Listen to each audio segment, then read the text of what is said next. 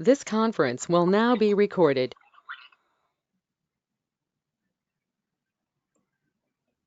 Okay. Good morning. This is Dr. Howard Haft, and I'm pleased to be here with you today in absentia. I very much wish I could be with you in person, but called away to another important meeting out of the state. Today we'll go through some basic things, and I'd like to really tell you about at least two issues related to the Maryland Primary Care Program. One is, most importantly, the reason why we have a Maryland Primary Care Program, and the second is going to be some details about the program itself. So here's a picture of me. You can wipe that picture out of your mind if you'd like, and let's proceed with the presentation.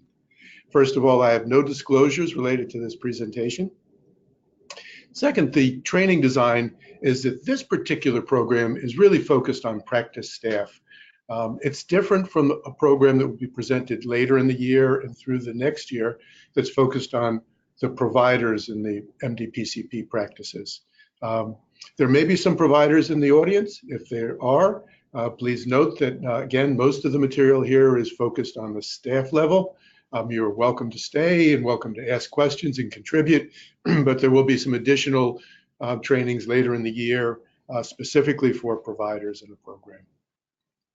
There's a pre-survey. I would appreciate if you take a few moments now and fill out that pre-survey, and then we'll move on with the presentation. Most importantly, I want to tell you today about why we are doing the Maryland Primary Care Program. And there's several big reasons why that is. One is overall to provide the best quality health for all Marylanders. And I know that's what you all do every day in your practices. And this is meant to enhance your ability to do that. The second, importantly, is to shift our entire system within the state from the ever-increasing demands of volume, increasing the number of people you see every day, and having that number being seen in a shorter and shorter period, to seeing people more for the needs that they have and spending more time with patients who have greater needs, and taking care of those patients who have lesser needs in other innovative ways. Specifically in this program, we also want to make sure that we're avoiding unnecessary hospital and emergency department visits. This doesn't mean that people who need to go to our great hospitals or to our emergency rooms for true emergencies shouldn't do that, but many, many things can be taken care of in the primary care offices. Things that require more access or more abilities within the primary care offices or more resources. We want to make sure that within this program that we're providing all of those resources so that you can make sure that your patients don't unnecessarily need to go to the emergency department or have to be admitted to the hospital for things that ordinarily would be taken care of in the primary care world.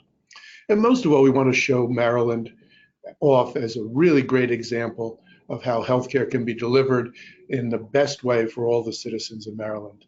I'd like to spend a minute now and have you see a short video that really gets to the reason of the importance of why we do things.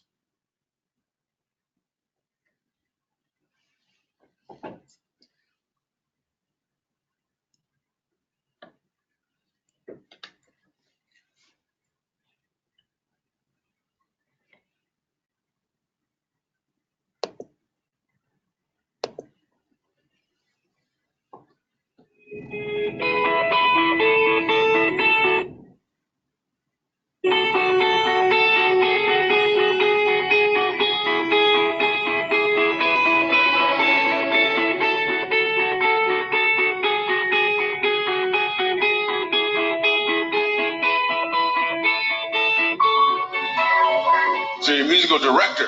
Yes, Cool. sir. All right, so let me get a couple bars of like Amazing Grace. Can you do the first part of that? Go ahead. Amazing grace, how sweet the sound that saved a wretch like me. Wow. That bro could sing. You know what I'm saying? All right. Now, once you give me the version, is if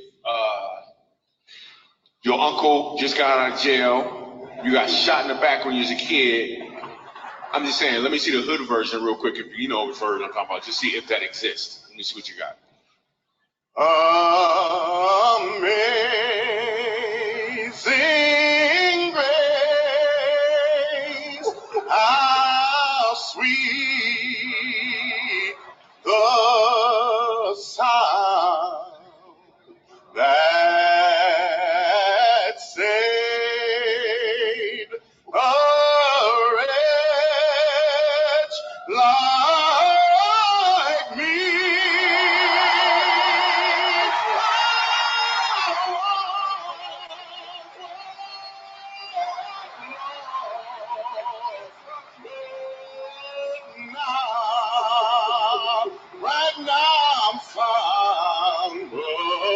blind, but now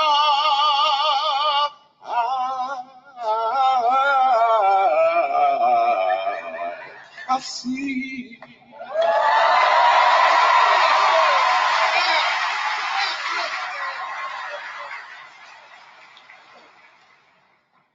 So here's the thing. The first time I asked him to sing, he knew what he was doing.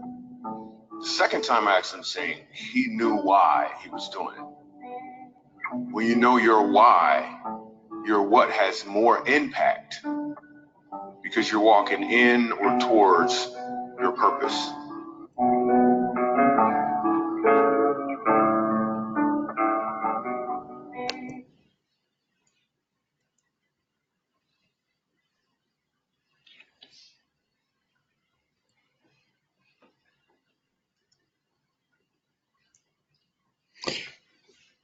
So this is to point out the fact that when you know why you're doing something, your passion and your engagement are so much more intense. And I'd like to spend a few minutes and tell you a little bit more about the why behind the Maryland Primary Care Program. And I'd like to start with this very iconic picture. This is actually a picture that Norman Rockwell painted as part of a series that he did for the Saturday Evening Post. And this one appeared in 1948, in June of 1948. And it's actually a picture of Norman and his family being taken care of by Dr. Russell, who was their family doctor in Arlington, Vermont. And Norman felt so strongly about Dr. Russell and how he delivered care that he actually wrote a piece for the Saturday Evening Post. And in it, I'll paraphrase, he said that Dr. Russell was so important to the town that he took care of not only our medical needs, but all of the needs of everyone in the community that he served. And he was truly indispensable. And this is a picture at a time, not so many years ago, when the healthcare costs were about $100 per capita. That is, every man, woman, and child in the country spent on the average about $100 on their healthcare, and people lived to the ripe old age of 67 or 68. So we've made some advances since then, but I think as you'll see in the subsequent slides, we've also created some challenges. So here's one of the challenges, is that we all think about the United States and our healthcare system as being absolutely the greatest in the world, because people come from all over the world to come here to our great institutions, and Johns Hopkins and University of Maryland, and even to the Peninsula Regional General and other places, because we think about this as being just the greatest place to get healthcare in the world. But when we're objectively ranked by the World Health Organization, we find that we're not the best. We're actually the 39th best in the world, which makes you think, why is that? If we think we're the best, what are we doing wrong, and what can we do better? So here's one of the clues to that. This is another slide that shows you what the relative wealth of countries are, economically developed countries around the world, and correspondingly what the relative amount that they spend in healthcare. And you can see the US stands out there brightly at the top of the scale in terms of how much we spend on healthcare. It's a fairly rich country. It's maybe third or fourth richest in the world, after places like Luxembourg and Ireland and Switzerland. But comparatively, we spend far more than any other economically developed country in the globe does on healthcare. We're spending more than $10,000 per person per year on healthcare in this country. That now, in comparison to the Norman Rockwell picture, $100 and $10,000 is quite an enormous gap. But even twice as much as any other economically developed country, we kind of we should have a strong expectation of what we get for that. That amount amounts to $3.5 trillion a year, and occupies almost 20% of all the gross domestic product. That's of all the money that's spent for anything, goods and services in the country. $1 out of every 5 goes to healthcare. So that's good if you're in the healthcare industry, but if you're receiving healthcare, you want to get something for that.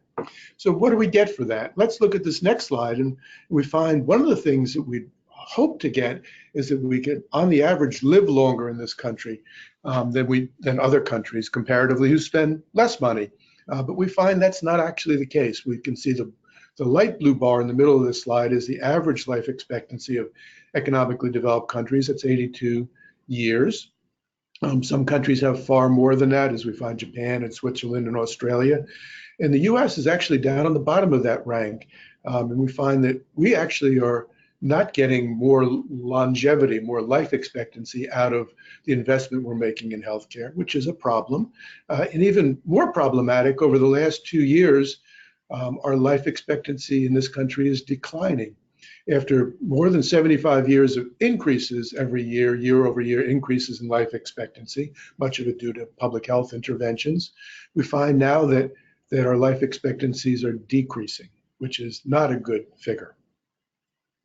So we also look at the disease burden, and this is kind of I would say, a wonky way of looking at that. It's what we call DALYs, or disability adjusted life years. And it's a combination of the disease burden that people have and unexpected or intervenable shortening of their life.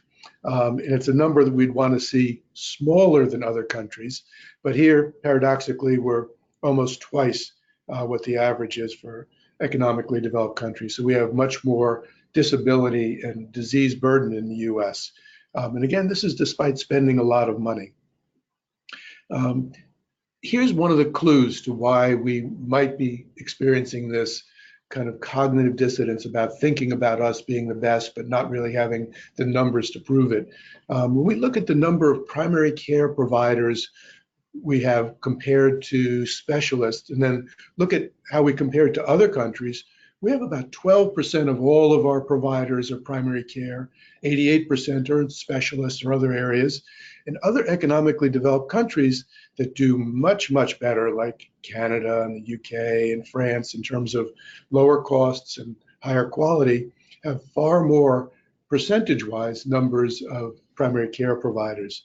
So that's kind of a clue to why we might not be doing as well as we think, and also a clue to why the MDPCP, the Maryland Primary Care Program, is so important to us.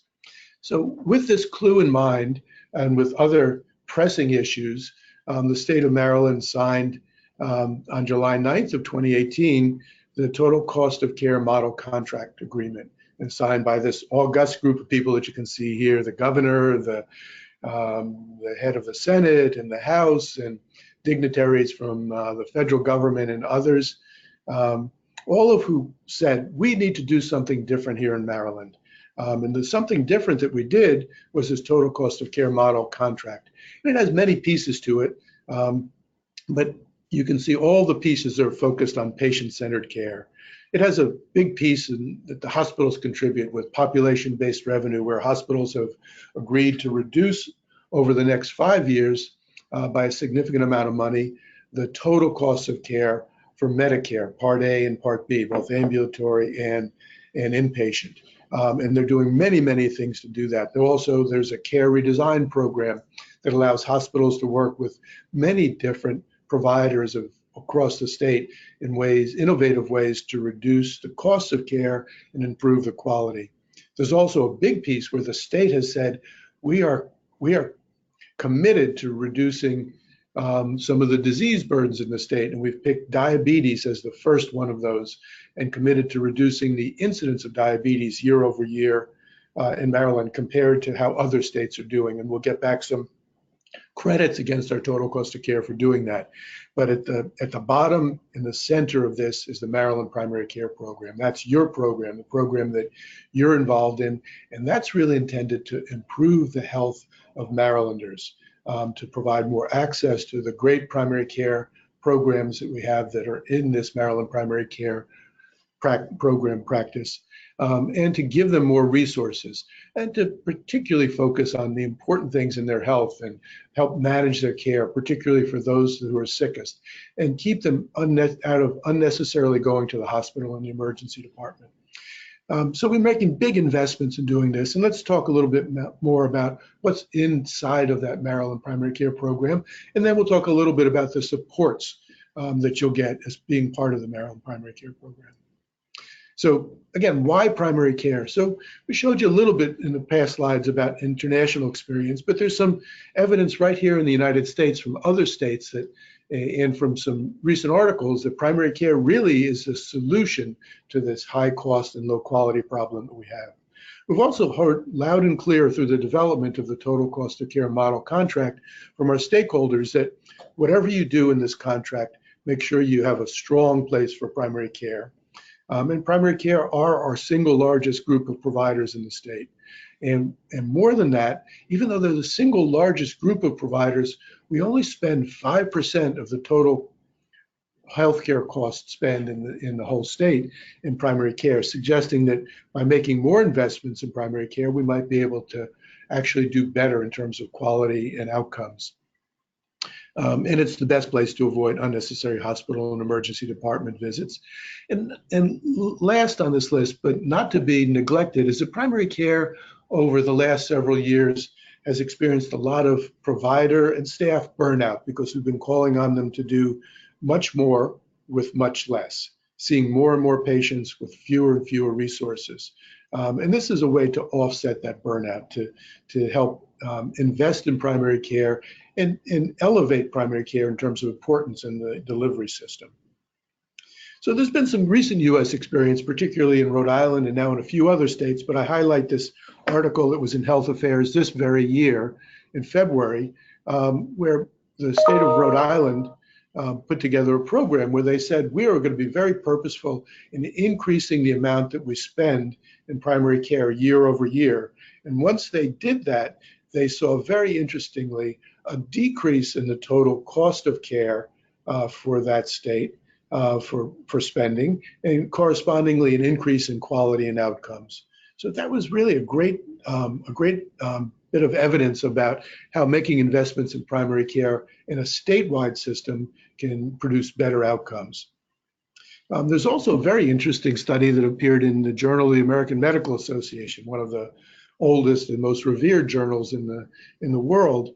And this was an experimental model where the scientists said, what happens if we increase in a population of 100,000 individuals by 10 the number of primary care providers in that population? What happens to the life expectancy of that population? And they found that if you do that, you can expect that the life expectancy for that population will increase by 50 days in a year. So that's in contrast to what we said before in the earlier part of this presentation, that we're seeing a decrease nationally in life expectancy. So put those two things together. Again, this is not the real life, this is an experimental model, but when you use this very solid experimental model and put it together, you can say maybe by increasing primary care numbers in a particular area, that we can actually improve the longevity for that area. This is a particularly notable issue for places like the Eastern Shore where there's a shortage of primary care doctors. So now we're going to talk a little bit about the requirements for the overall primary care program and just highlight some of the things that you're going to hear more about during the rest of the day. So there are 5 advanced primary care functions that you'll see and hear about within the program: access and continuity, care management, comprehensiveness and coordination, beneficiary caregiver experience, and planned care for health outcomes. And I'll talk about each of those now in a very high level, just so you can understand what we're shooting for in each of these elements. First, with access and continuity, this is simply 2 things to begin with. One, to empanel your patients to your provider and to the care team that supports them, so that every provider and the care team that supports that provider understands who are the patients they're responsible for, and correspondingly the patients understand who their doctor is and who the support team is for that doctor. And then secondarily, making sure that we expand the access of those patients to that provider and their care team. So expanded access can be a lot of different things. It can be opening up more hours in the evening or early mornings or weekends, but it also includes making sure that 24 hours a day, 7 days a week, 365 days a year, when that patient has a need, when your patients have a need, that they know who they can call, who they can get in touch with, and somebody who specifically can understand that patient, either because they know them because they're part of their panel, or that they're part of the larger team that has access to their electronic health record and can find out about you as a patient, what your allergies are, what your problems are, and and can pass on that information after they have a time with you to the primary care team that's taking care of them. And then as we progress in this program, being able to add all sorts of innovative ways of taking care of people, that is through video visits or telephonic visits or group visits or home visits and other kinds of innovative ways to expand the access to care. And again, make it so that you only need to see those patients who really need to be seen in the office, and those patients who don't need to be seen in the office, who can be cared for on the telephone or by a group visit or some other way, care for them in that way without regard to what the costs are. We're moving again from a volume-based system to a value-based system. The second important issue in this care delivery redesign is care management. This is about the process of risk stratifying your patient population. So you really understand, based on clinical evidence and other evidence, who is the sickest in your population, and you can provide the most care for those sickest individuals, and specifically to make sure that every practice site has done that for their patient population in important ways, and then assigned care management to those patients who are the sickest, either short-term or long-term care management, and you're providing interim follow-up at those very important transitions of care when people leave the hospital or come out of the emergency department and come with new and different medication lists or follow-ups that really need to get urgent follow-up, and making sure that for each of those transitions of care that people in the care team are paying attention to those and connecting up with the patients. And then as you develop more capabilities, developing more longitudinal care plans, particularly for those high-risk patients, and focusing on advanced medication management. All those things that really help those patients who are the sickest and the most need at their most critical times of need. And then the next is comprehensiveness and coordination of care, where we make sure we can identify all those high cost and high volume specialists that we send our patients to and develop some collaboration with them so the specialist understands what we're doing in the office and you understand what the specialist is doing, and make sure there's good coordination so there's no duplication of services or effort, and there's a good communication so that everybody knows what everyone else is doing in the care continuum for those patients. It also means being able to expand the offerings that things you can do within the confines of your primary care practice. One of those important things that we ask every practice to do is to integrate behavioral health, and you'll hear more about that during the course of the day today. But that's something that's been really overlooked in primary care. One, because we've not had resources, and two, because we've not had an adequate plan to integrate those resources. But with this program, we provide both the plan and the resources to make that as easy as possible, to make sure we can both identify the behavioral health needs, those that are either related to depression, anxiety, or substance use disorders, and then have resources within every practice to take care of those individuals. And then it's also making sure that we can identify the very important but often overlooked social determinants of health for your patients. That is, those things that have to do with transportation or their incomes or their ability to pay for medications, many, many other things that we know account for at least 60% of the healthcare outcomes for individuals. So we'll give you tools to both to identify those needs and also really good access to resources to help meet those needs. And that's all in comprehensiveness and coordination of care. Beneficiary and caregiver experience. This is, back to the basics, the things that we saw back with Dr. Russell and that iconic picture in Saturday Evening Post, where Dr. Russell always paid attention to listening to his patients and saying, what can I do better here in my little office to provide better care for you? We do that now with what's called a patient family advisory council, where you meet in a casual atmosphere with your patients and ask them, what can we do better? What are we not doing for you? And then respond to them. This is different than asking them when they're sitting at an exam table in a paper gown in a very compromised position and saying, how much to your doctor, how am I treating you? And you always say to your doctor, you're the best person in the world. Please just get me out of this paper gown and out of this exam room as quickly as possible. We do it in a casual atmosphere, and you get more valid answers about those things. And also making sure that we ask every patient about what their advanced care planning needs are. Something is also often overlooked in the treatment milieu.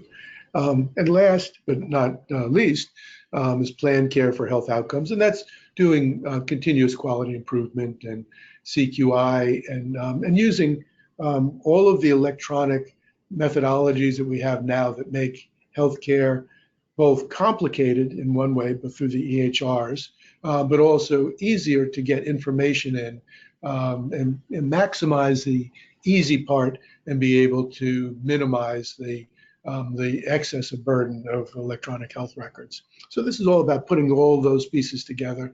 We have a tremendous amount of resources in the program to help on both of those sides. So let's take a look at what the metrics look like for reporting, program requirements for reporting for the first year. There are two things that will be required to report on as quality measures for the first year. Those are diabetes and hypertension control. These are standard things that pretty much all practices have to report on, whether it's through their ACOs or through other federal reporting requirements. These are kind of mom and pop, apple pie kinds of standard reporting requirements to see how well you're doing with managing your patients with diabetes and hypertension. And a little different this year is the NQF 0004 screening and initiation for substance abuse, and that was included because of our very specific interest in addressing the opioid crisis across the state, which has been causing the death for more than 2,000 Marylanders every year over the last several years. And we want to make sure that our primary care practices are both paying attention to doing all the things they can do to address that opioid crisis. This year, the reporting is the payment is for reporting only. It's not. It's been difficult to get all of the elements of that measure into place. So this year we've made the reporting for that simpler for you. There's also the patient satisfaction surveys, and by now practices know that there was a little bit of a heavy lift in doing the patient rosters. We're going to work together with our colleagues at the federal government to make that easier going forward. But at least we can say now that's behind you at this point. And there'll be a measure of utilization of your emergency department and hospital utilization. And you can track this along yourself on your MDPCP, CRISP portals to see how you're doing during the course of the year. All these are reported out once a year. So knowing that transformation is not an easy process, and knowing that all these pieces that we just talked about, although they sound simple in some ways, all require some elements of change at the practice level. We wanted to make sure that we weighed in as best we can to help all of the practices across the state in meeting these requirements and making these important transformational changes. One big thing that we introduced in the state are care transformation organizations. And these are organizations across the state. There are 21 of them now across the state. The practices can, on a voluntary basis, choose to partner with. And the care transformation organizations can provide care managers, pharmacists, licensed clinical social workers, community health workers, and other staffing pieces that can be difficult or challenging for small or medium-sized practices to gain on their own. They can also provide this whole list of services to support the transformational efforts. Again, it's up to the practices, and by now you would know whether your practice does or does not have a care transformation organization.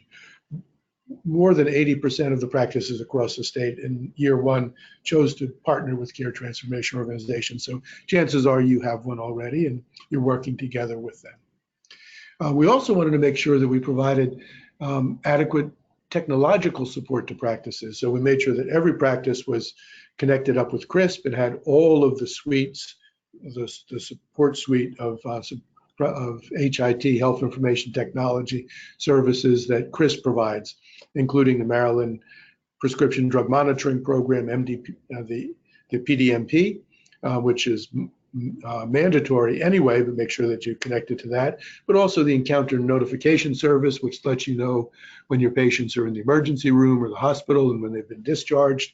The query portal, where you can look up hospital records and other bits of information from patients being in other places outside of your facility.